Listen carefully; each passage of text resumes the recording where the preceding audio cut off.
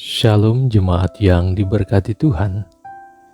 Mari kita berdoa untuk mengawali pembacaan Alkitab dilanjutkan dengan renungan firman Tuhan. Kita berdoa. Ya Tuhan Bapa kami yang ada di sorga, kami berterima kasih atas kasih setia, berkat, dan penyertaan Tuhan atas diri dan hidup kami sepanjang masa. Kami bersyukur pada hari yang baru ini, kami pun boleh berkesempatan untuk berkarya. Sebelum kami melakukan tugas dan aktivitas kami, mengawali semua itu, kami rindu akan sapaan firman Tuhan.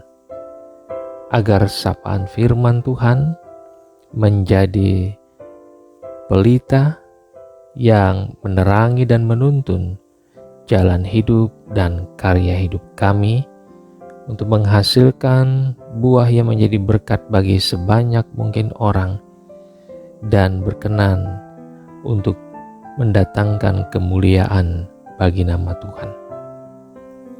Untuk itu, perkenan Tuhan mengurapi kami, menuntun kami dalam kuasa Roh Kudus, memperlengkapi kami dengan hikmat-Mu, sehingga kami boleh memahami isi pengajaran firman Tuhan dan dengan setia melakukannya. Terpujilah Tuhan kini sampai selamanya. Inilah doa syukur kami ke hadapan-Mu dalam nama Tuhan Yesus. Amin.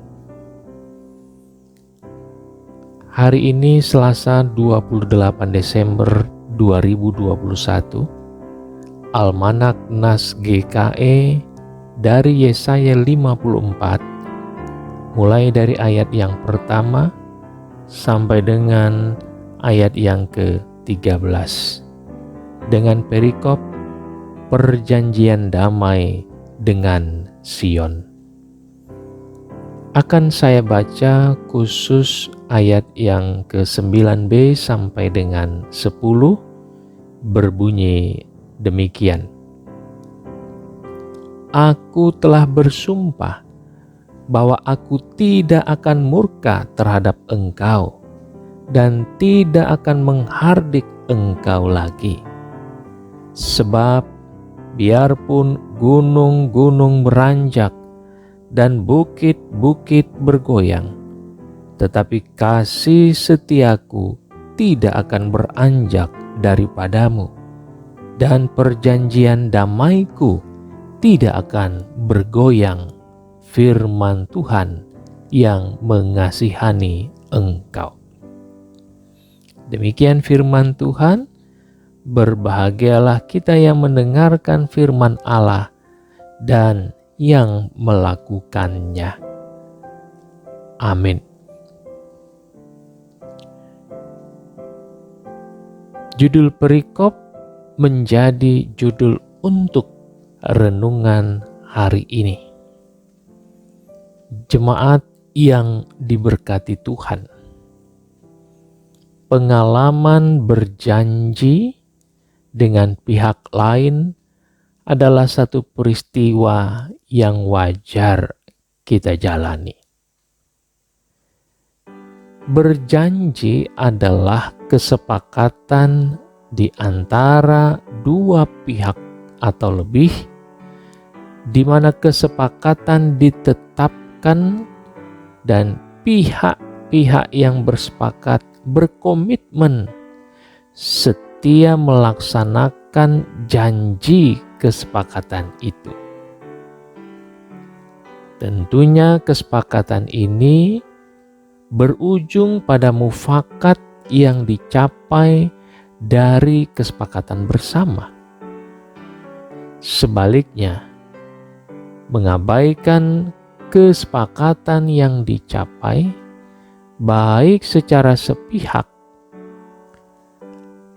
apalagi kedua pihak akan berdampak buruk dan kontradiktif dari tujuan janji kesepakatan.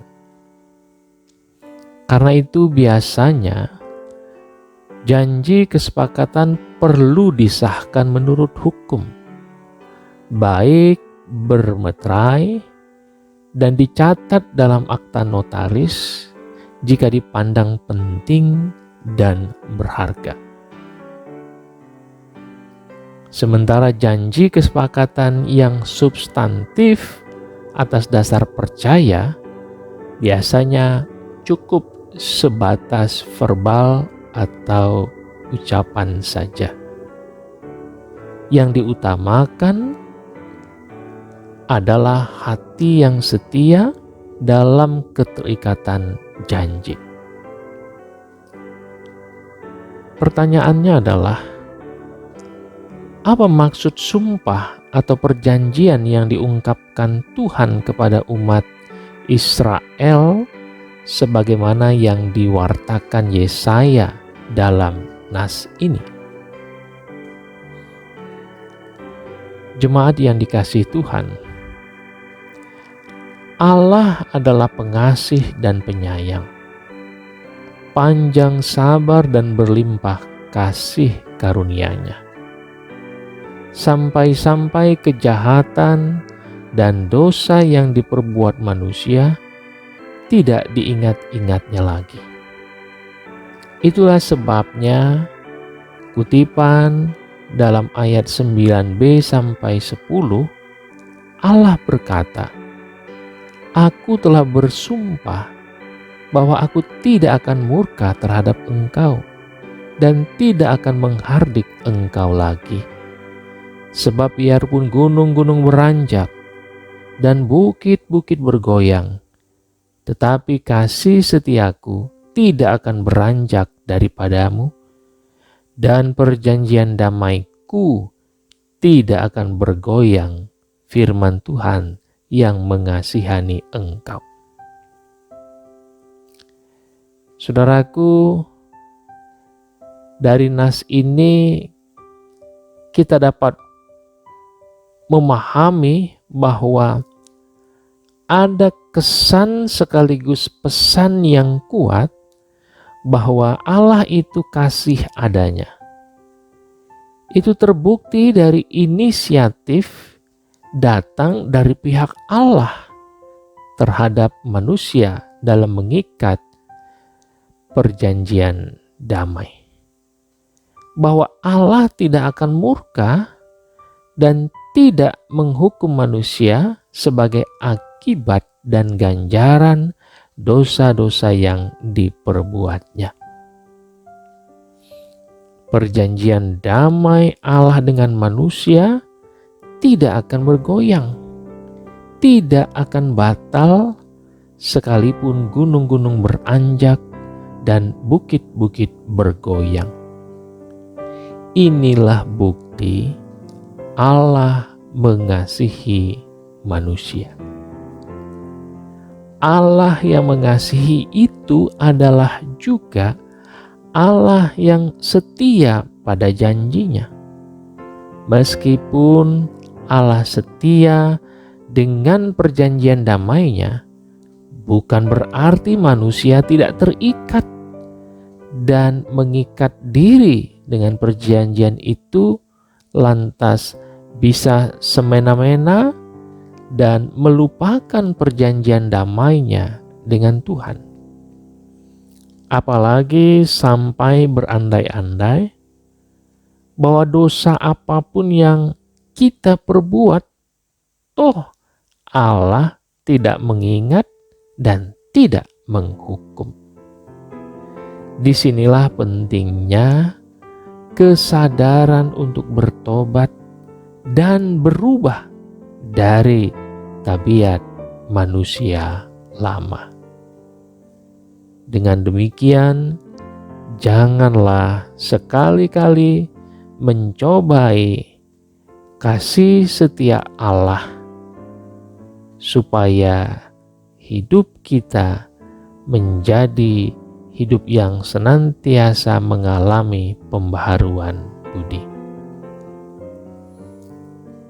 Dengan firman Tuhan hari ini, maka kita menyadari bahwa Allah itu kasih adanya. Kita sebagai ciptaannya sudah semestinya hidup dalam kasih. Sebagai pembuktian diri kita ke hadapan Allah dan kepada pihak lain, bahwa kasih Allah ada dalam diri kita, umat ciptaannya. Selamat hidup berdamai dan saling mengasihi. Selamat menikmati sukacita Natal dan menyongsong tahun baru 1 Januari 2022. Tuhan Yesus memberkati. Amin.